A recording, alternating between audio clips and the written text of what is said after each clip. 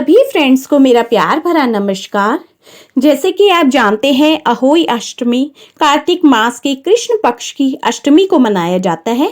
तो इस बार 5 नवंबर को अहोई अष्टमी का व्रत है।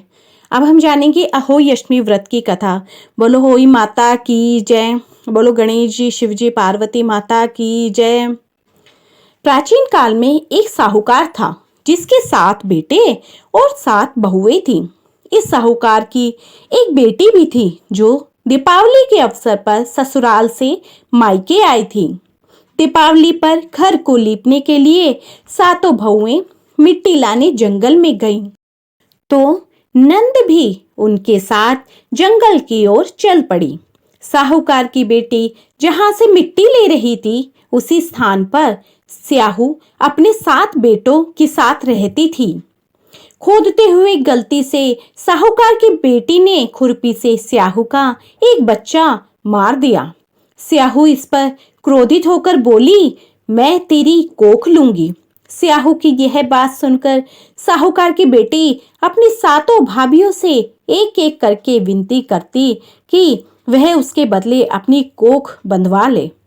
सबसे छोटी भाभी नंद के बदले अपनी कोख बंधवाने के लिए तैयार हो जाती है और बाकी की भाभियों ने बिल्कुल साफ मना कर दिया।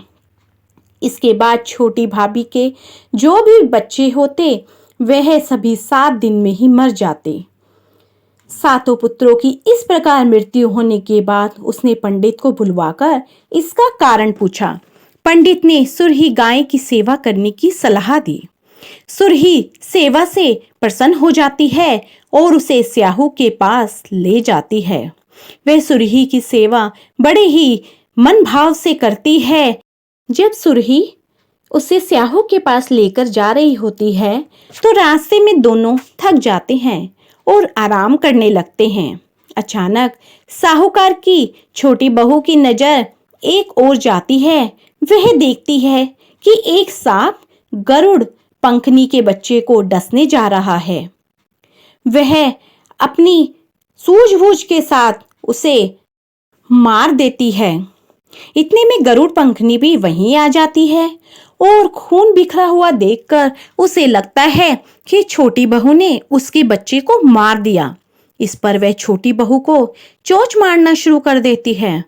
छोटी बहू इस पर कहती है कि उसने तो उसके बच्चे की जान बचाई है।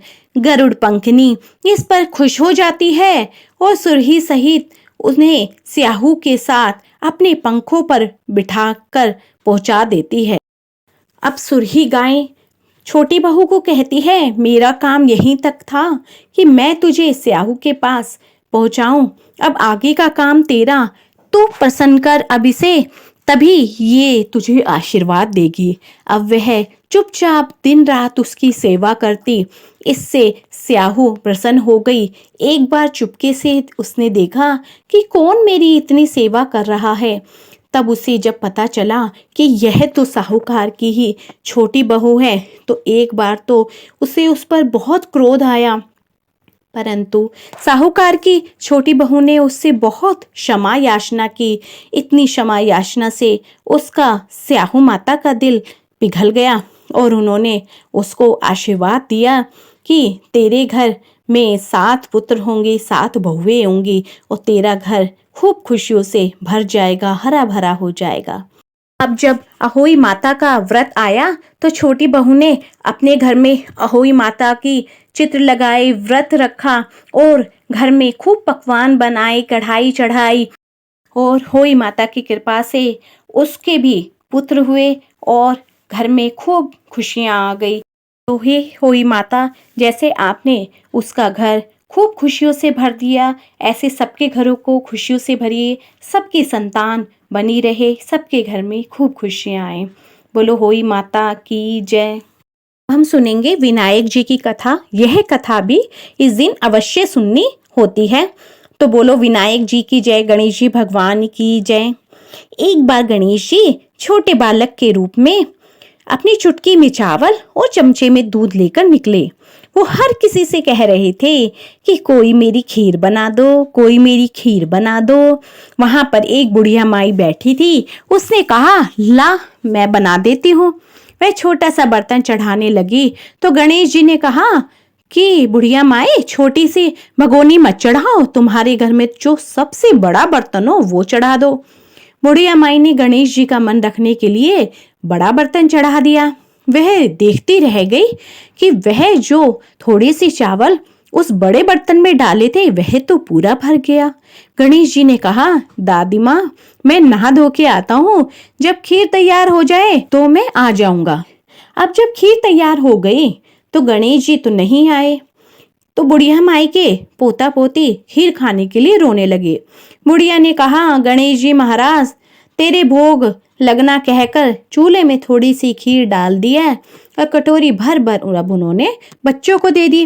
बुढ़िया की पड़ोसन ऊपर छत पर से देख रही थी, तो बुढ़िया ने सोचा यह दूसरों को जाकर के चुगली कर देगी, इसलिए एक कटोरा भर उसे भी पकड़ा दिया। बेटे की बहू ने भी चुपके से एक कटोरी खीर ले खाई और कटोरा चक्की के नीचे छुपा दिया। अभी भी गणेश जी तो नहाकर नहीं आए और बुढ़िया माई को भी भूख लगने लगी, तो वह भी एक कटोरी में खीर डाल के किवाड़ के पीछे बैठकर एक बार फिर कहा कि गणेश जी महाराज, आपकी भूख लगे। यह कहकर खाना शुरू कर दिया। तभी गणेश जी आ गए। बुढ़िया माई ने कहा, आजा रे गणेश, खीर खा ले, मैं तेरा ही इंतजार कर रही थी। तब गणेश जी ने कहा, बुढ़िया माई, मैंने तो खीर पहले ही खा ली। बुढ़िया ने कहा, तूने कब खाई? गणेश जी ने कहा, जब तेरे पोते पोती ने खाई तब खाई थी, जब तेरी पड़ोसन ने खाई तब खाई थी, जब तेरी बहू ने खाई तब भी खाई थी, और जब तूने खाई तब मैंने पेट भर पूरा खा लिया। बुढ़िया ने कहा, बेटा तेरी सारी बात सच है, लेकिन बहू बेचारी तो सुबह से काम में लगी है, तो फिर उसने खीर कब खाई? गणेश जी महाराज ने कहा, चक्की के नीचे देख, झूठा कटोरा पड़ा है, तूने तो मेरे भोग तो लगाया, वह तो बिना भोग लगाए ही खा गई।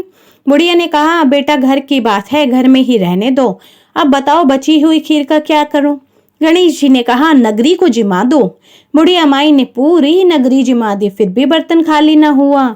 जब राजा को यह बात पता चली तो राजा ने बुढ़िया को बुलाया और कहा, क्यों री बुढ़िया, ऐसा बर्तन तेरे घर कैसे आया? ऐसा बर्तन तो राजमहल में होना चाहिए। बुढ़िया ने कहा, राजा जी, इस बर्तन को आप ले लो। राजा जी ने खीर का बर्तन महल में मंगा लिया। लाते ही खीर में कीड़े मकोड़े बिच्छू कंछेल हो गए और दुर्गंध आने लगी। यह देखकर राजा ने बुढ़िया से कहा, बुढ़िया, बर्तन वापस ले ले जा, तुझे हमने दिया। बुढ़िया ने कहा, राजा जी, आप देते तो पहले ही कभी दे देते, यह बर्तन तो मुझे मेरे गणेश जी ने दिया है। बुढ़िया ने बर्तन वापस लिया, लेते ही सुगंधित खीर हो गई।